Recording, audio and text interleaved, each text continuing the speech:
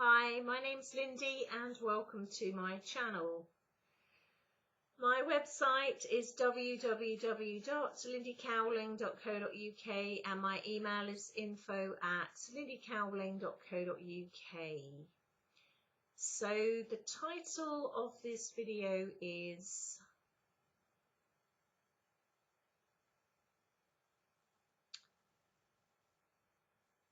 Alchemizing the Dark. Alchemizing the Dark. So what do I mean by alchemizing the dark? Really talking about this on multiple levels. We first of all have within us a combination of our own polarity, really. A combination of what makes up us as human beings and our energetic charge.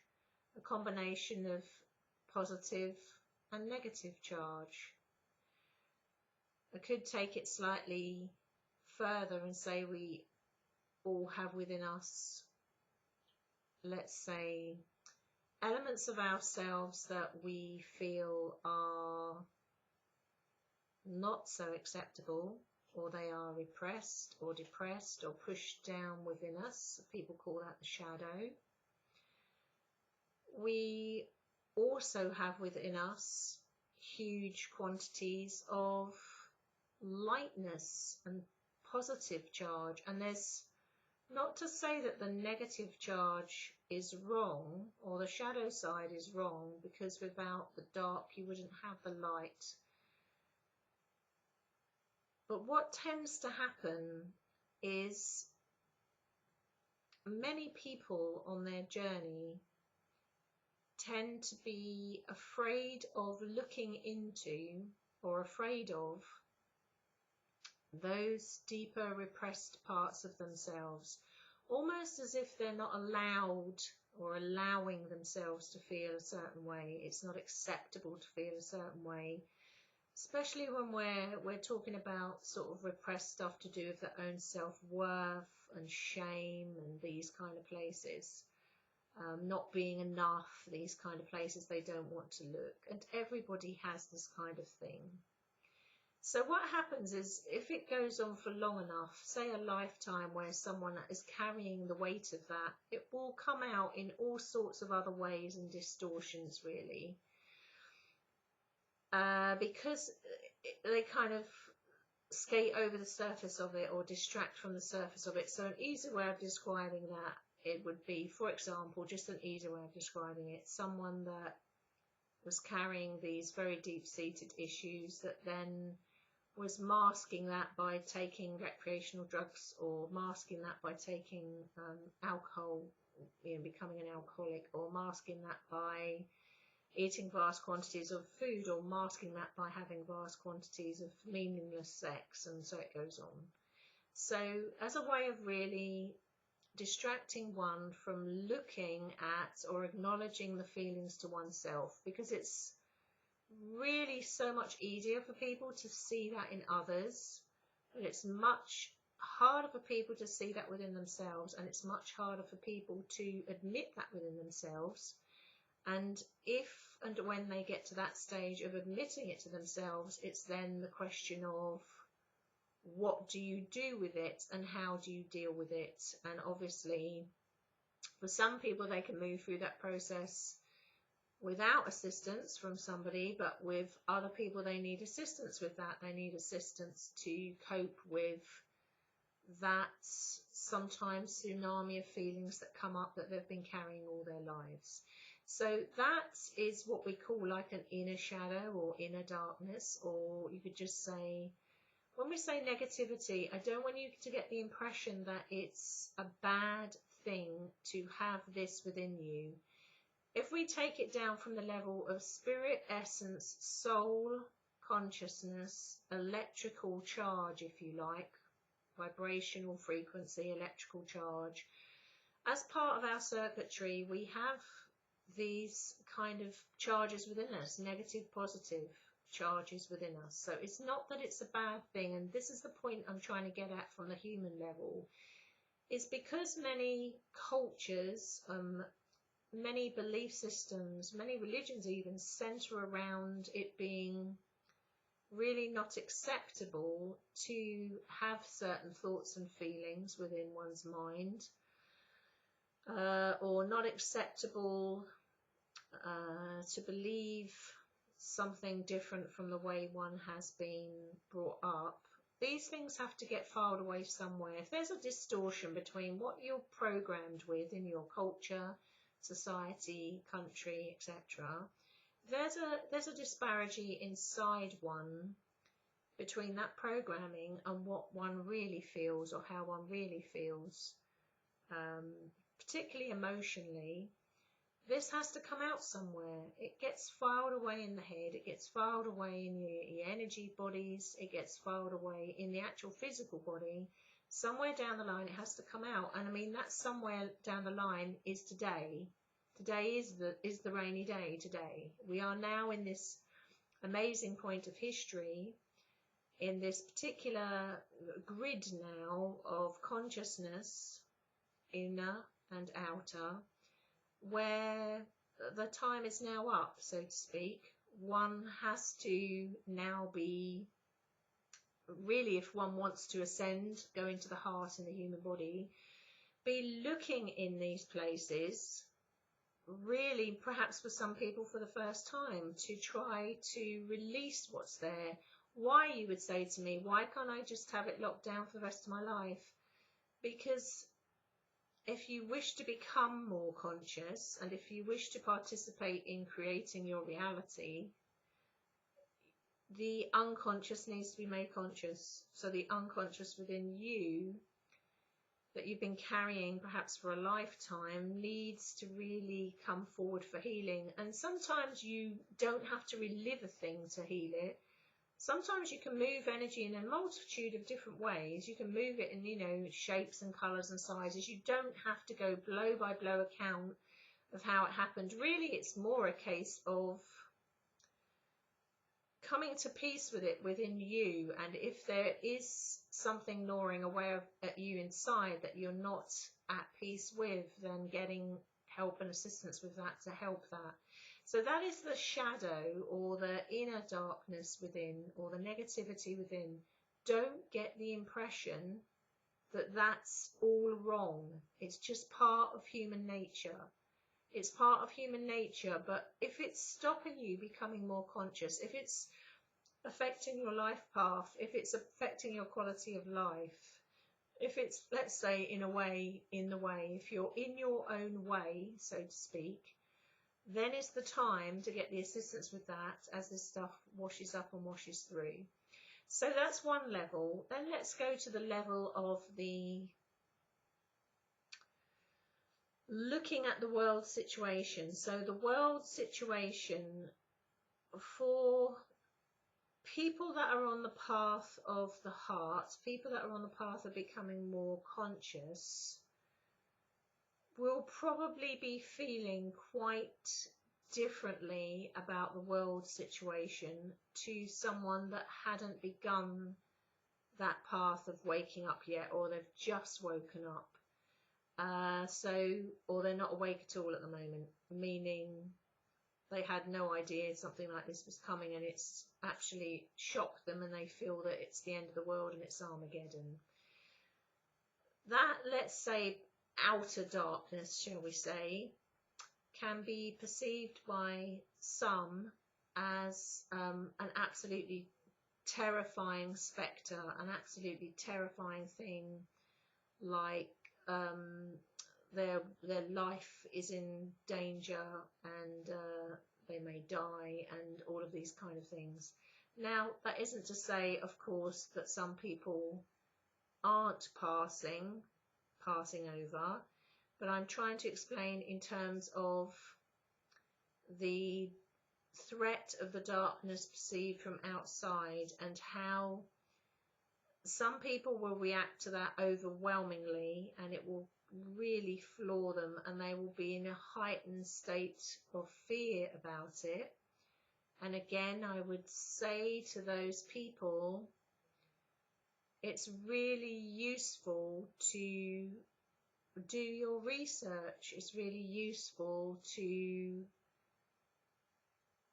be guided by your intuition, your instincts, and your gut feeling. Not your gut feeling when you've been triggered into fear. I mean your gut feeling when you're not already in a state of fear. So what I mean by that is it's very interesting to look around at the wealth of research and information available today, where you can perhaps disperse a lot of that fear that is coming out of the television set, which is highly programmed to take you into a massive state of fear and terror, and so that you're meanable and controllable, really. So it's to help, let's say, diffuse that fear a bit. It's very useful to balance things out in terms of research, looking at the bigger picture, not always getting all your news in terms of the world situation from one source, i.e. the television set. It's also useful to balance out the information coming in by discharging it. If we go back to you almost being like an electrical circuit of consciousness, by, again, if you're allowed out, if you're on this lockdown and you're not allowed out, the next best thing to going out in nature, again, is to actually look at pictures of nature, listen to sounds of nature, watch imagery of nature. It's the next best thing. But if you can actually, if you are actually allowed outside into a garden, or you're allowed out somewhere for a walk, being around moving water or trees or grass is fantastic. Being in nature, because it's the natural diffuser. Nature gets you back in balance because of the frequency nature puts out, and nature is all part and parcel of this consciousness heart grid, so you can balance it out that way. Another thing I would also like to say is you can balance it out by what you're doing and how much of it you're doing, and it's a question of not going full headlong into something, because you can easily go out of balance with it at this time, but actually trying to bring things into balance, a little bit of this, a little bit of that. What I will say is also with this, let's say, darkness or negativity that is all coming up now, because really we are in this pivotal point of history where the time for that darkness or negativity is coming now to be exposed. So the darkness or negativity globally, I'm talking now, has been working very hard not to be exposed, and a huge part of what's going on now is to try to scoop people onto a less functional, dysfunctional, pretty much redundant timeline that they can control. So there is a vested interest of taking you into dark, dark and fearful, sort of disempowered thoughts. So there's that going on, but there's this flip side to that of if one goes the other way on the spectrum and says, no, I'm sweetness and light, there is no darkness in the world. If I put my fingers in my ears and stamp my feet and shut my eyes, I'll pretend that there isn't any negative in the world, there isn't any negativity behind this, and then it will all go away. Or if I pretend it's not there, it's not part of my reality. That will only work to a certain degree, because if you're doing that from a space of fear, if you're doing it because you're fearing that even having knowledge of it brings it into your reality, you're kind of in a way feeding it, because you're kind of going into a state of resistance, inner resistance within yourself, and what you resist persists. Literally, what you resist persists.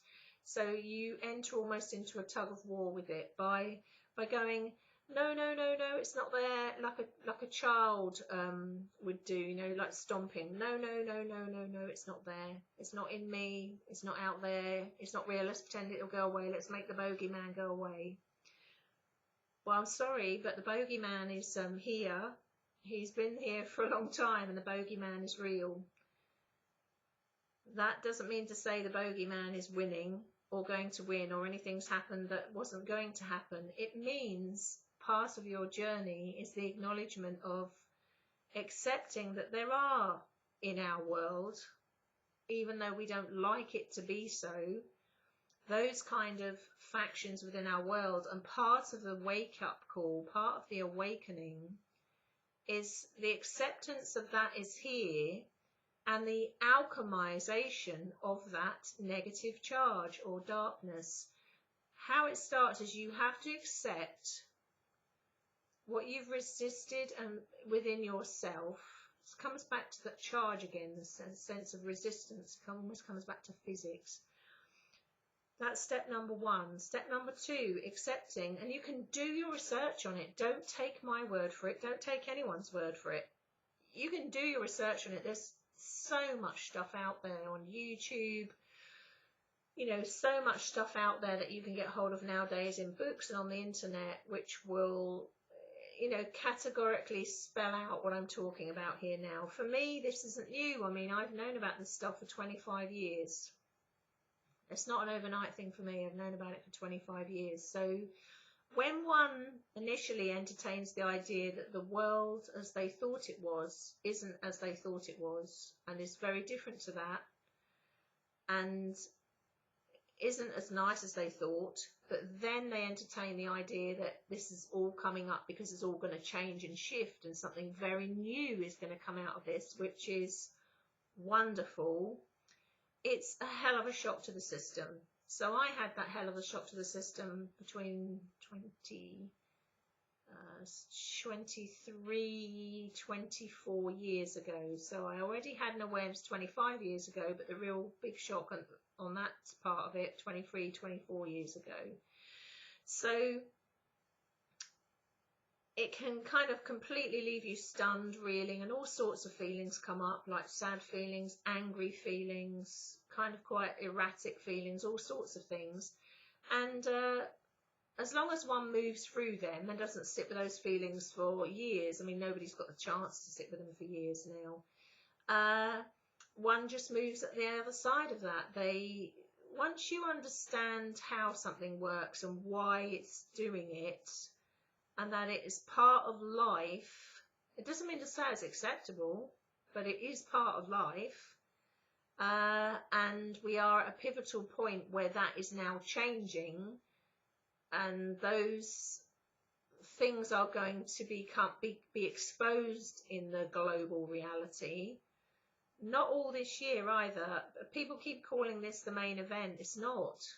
It's about 1 out of 10. This is step number 1, what's happening now. So if you're shocked at this point, you've got another 9 things to go yet over a period of time. So this is why I'm saying it's important that you get your head round this now, so to speak. Get your head and your heart round it. One does go through a state of shock and kind of derealization, really, when one finds these things out, and all sorts of emotions come up: anger, helplessness, really wanting to do something about it.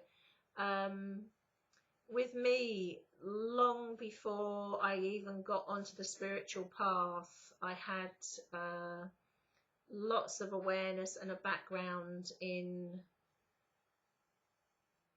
the truth of things not exactly being told, shall we say. I could quite easily have not chosen the spiritual route to awakening and gone down the truth bringer route instead. But as it turns out, they both meet in the middle anyway, because as one goes into the heart and becomes more conscious, one's perception and reality changes. One sees the whole 360-degree view and not just the little shard of light. They see the whole spectrum. So that truth and perception changes anyway. So what I have seen working in the industry that I've worked in for over 20 years is that a big chunk of the people that work within it will not entertain the idea of research on alternative theories as to what's happening in the world. They won't entertain the idea of extraterrestrial involvement, and they are so afraid of even looking anywhere like that, that they feel that they must literally not think about it. It's almost like, no, I mustn't think of a pink pig, I mustn't think of a pink pig, I mustn't think of a pink pig. And of course they immediately think of a pink pig, because they're saying, I mustn't think of it, I mustn't think of it. It's all fear underneath. But the longer one stays in that, they are in a state of resistance inside themselves, which is dimming their light and dimming their electrical charge and consciousness. But it's also actually it's actually even feeding into that circuitry. Just bear with me a moment, because I've got somebody knocking on the door just at that pivotal point. I want to keep going. So overall, if one accepts that within oneself, one has, let's say, lightness and one has darkness. Without darkness, we wouldn't have light. Oh, this is an exercise in patience here, because I'm trying to do this video and I'm getting disrupted. Look at that. That's that disruptor energy again. One has within oneself darkness and has within oneself light. If we take it to the stage of consciousness, and if we take it to the point of circuitry, and if we take it to the point as if we didn't have the night sky, we wouldn't have stars. If we didn't have the darkness, we wouldn't have light. If we didn't have hot, we wouldn't have cold. You know, we have this dynamic within us, and we have this dynamic in the world. So if one first starts with oneself, healing and moving through those things that have been repressed, depressed, pushed down, one then is not in a state of resistance inside oneself. One is actually alchemizing the darkness or the negativity. Don't always interpret. I'm still getting interrupted here. Oh dear, oh dear. You couldn't make this stuff up. I'm going to keep going. If one doesn't admit it within oneself, and if one doesn't accept it within oneself, one is in a state of resistance. So don't always assume that negativity within oneself is a bad thing, because that immediately sets up resistance to the negativity and increases the negativity. When one comes into a state of acceptance of that, one immediately starts to alchemize the negativity and alchemize the darkness by bringing it into the light. You're alchemizing it within yourself. That's the main step, because as you do that, it frees up your consciousness. Still getting interruptions here as I'm at the pivotal point. If this wasn't a clear sign for you about the Bogeyman, I don't know what is. First time I've been interrupted like this on a YouTube video in 6 years at a pivotal point. So start it with you. The next part here, because that changes your perception, raises your consciousness, alchemizes the negativity out, balances it out a bit, so that you're not in fear of yourself inside yourself. The next stage would be looking how that translates to the outside, meaning not being afraid to hear things about the world that you don't really want to hear. I'm not suggesting you dive into it and be obsessed with that and dive right down that rabbit hole. That wouldn't be great. But putting your fingers in your ears and pretending that these things aren't real also isn't great. Because in the passage of time, you're going to come in for a hell of a shock. So it's best now to do that little bit of work and just even accept that in the world we live in at the moment, there are all sorts of dynamics to it. And part of bringing the dynamics into the light, alchemizing the global negativity, the global darkness into the light, is by the recognition that it's there in the first place, and not being scared of the bogeyman under the bed. When we were little children, that was a game we used to play. I think we must have seen something scary on telly. Perhaps all children do that, where we would have this thing that someone was under the bed and going to grab our ankles. We didn't call it the bogeyman, but it was something like that. In fact, I think it came from H.G. Wells and the Time Machine. I think it was those creatures whose name I forget now that lived underground. The Morlocks. I think they're called the Morlocks. Not Warlocks, Morlocks, I think. I think it was the Morlocks. So we used to pretend there were Morlocks under the bed, and we would have to jump several feet from the bed onto the bed to avoid the Morlocks grabbing us. And we used to be psychologically very scared to look under the bed. What I would say is that was just like a children's game. Let's say the Morlocks are real, not really the Morlocks, I'm using that as a metaphor. The Morlocks are real, but so are all the most amazing, fantastic star beings and help from this vast system that we have that are connected to our consciousness, also real.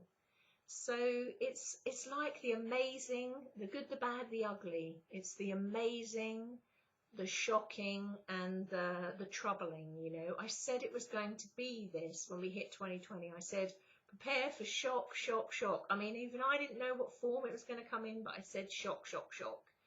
And loads going on, and it has been that. So in order to alchemize the darkness within, you do the way I've done it within you first.